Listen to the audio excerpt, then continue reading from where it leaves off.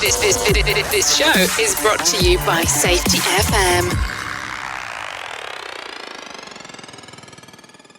Warning, the following broadcast contains adult language, adult content, frank safety discussions, and stories that might sound unbelievable. But believe me, every one of those stories is true. We didn't start the safety war, but we are going to fight to win it.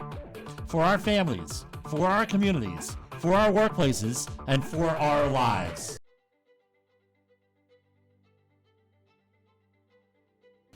The Safety War starts now.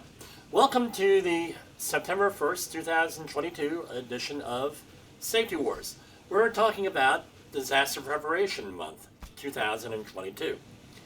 This month, like we've been doing for the last 5 years in one form or another, I know the podcast just started last year, but before that, with all my clients, I used to do something every year, every day, an email a day, something like that, for Disaster Preparation Month. What are we going to do? We're going to talk about disasters for the whole month, and probably into October if things go well and we get a lot of good feedback.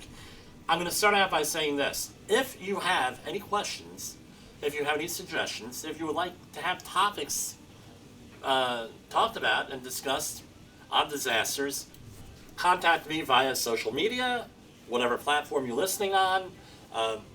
Send me an email, jim@safetywars.com, or a text message at 845-269-5772. I like to talk about disasters, and I label them in 4 different categories.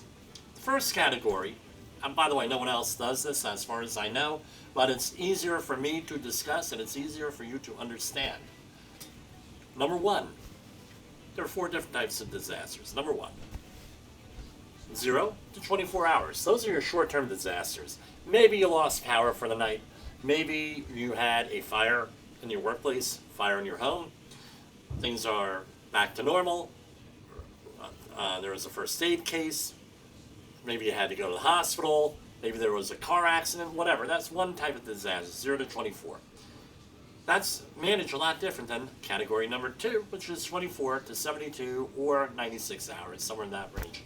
That is the disaster that our government tells us, and that's the United States government, we should all be prepared for. Something in that range where there's a disaster and then you sort of like go and you're hunkered down for a couple of days, power is out. Then you have category 3 where that's a longer term disaster, between that 72 or 96 hours and 1 month is where I put it at. At 1 month, you're essentially, that's a different level of disaster preparation.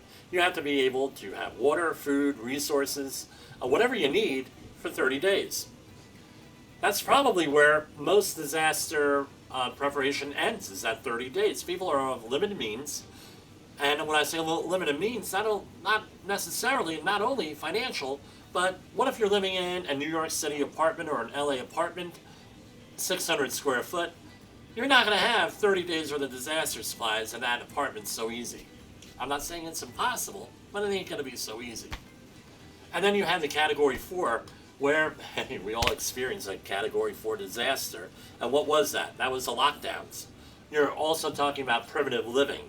And because after 30 days, you got some things to handle. You're in the guvno, as we say on this program. So what does that mean? Where are we going with this? Each level of disaster, you're going to need a different level of preparation.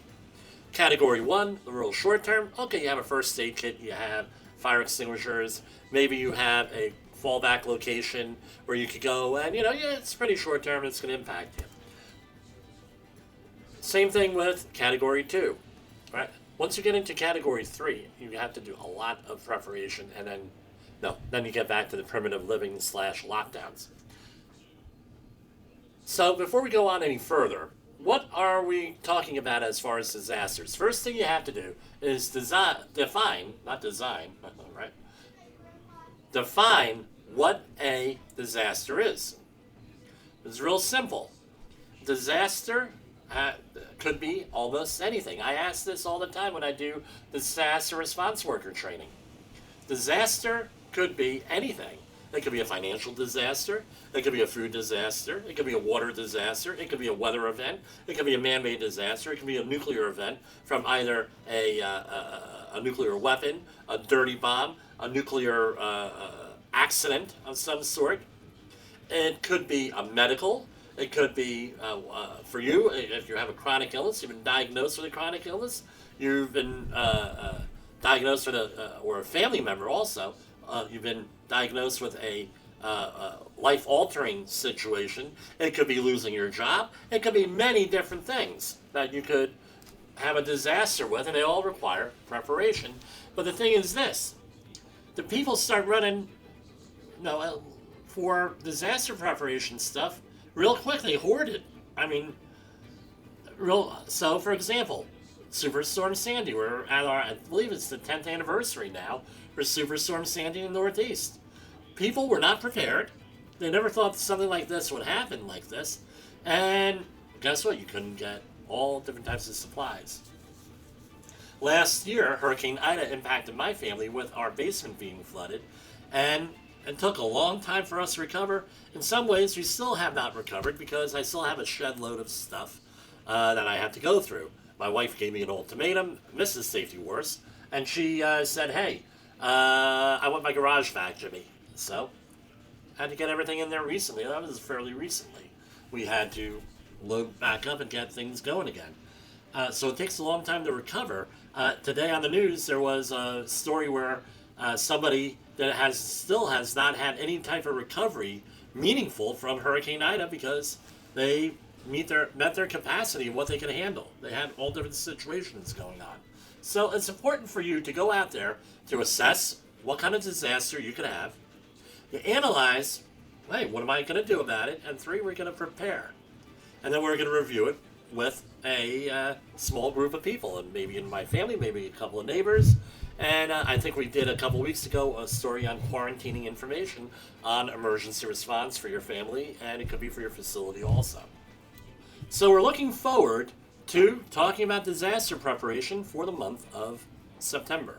And all of our themes are going to have to deal with disasters unless something else comes up. That's all I have for our intro, so welcome to the next month of programming.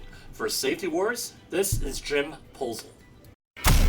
In the professional safety community, communication and planning are just a few keys to your program's success. The question many practitioners have is, where do I start? Dr. Jay Allen, the creator of the Safety FM platform and host of the Rated R Safety Show, has built a global foundation to help you along the way. Go to safetyfm.com and listen to some of the industry's best and most involved professionals, including Blaine Hoffman with the Safety Pro, Sam Goodman with the Hop Nerd, Sheldon Primus with the Safety Consultant, Jim Pozell with Safety Wars, Emily Elrod with Unapologetically Bold, and many others. As individuals, we can do great things, but as a team, we become amazing. Dial into safetyfm.com The views and opinions expressed today on this podcast and are those of the host surround and its yourself guest with a and do not powerful necessarily force reflect of the official knowledge and policy or support. position of the company. Examples of analysis discussed within this podcast are only examples. They should not be utilized in the real world as the only solution available, as they are based only on very limited and dated open source information. Assumptions made within this analysis are not reflective of the position of the company.